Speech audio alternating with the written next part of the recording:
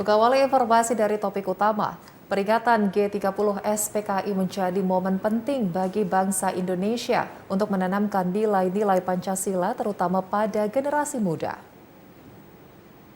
Peristiwa Gerakan 30 September dimotori oleh Partai Komunis Indonesia 57 tahun yang lalu mengajarkan bangsa Indonesia untuk setia pada ideologi Pancasila. Sejarawan Universitas Sriwijaya, Farida R. Warga Dalem mengungkapkan, peringatan hari ini menunjukkan bahwa ideologi selain Pancasila tidak cocok untuk Indonesia. Pancasila telah dirumuskan untuk persatuan bangsa Indonesia dengan 5 sila di dalamnya. Implementasi dari butir Pancasila inilah yang harus digalakan terutama bagi generasi muda.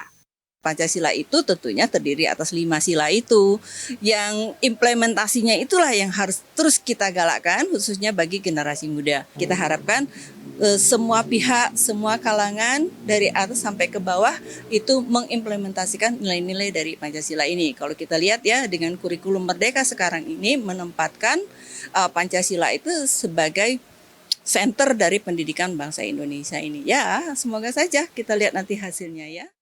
Diharapkan melalui dunia pendidikan dapat menanamkan nilai-nilai Pancasila pada generasi penerus bangsa. Tim Liputan TVRI Sumatera Selatan melaporkan.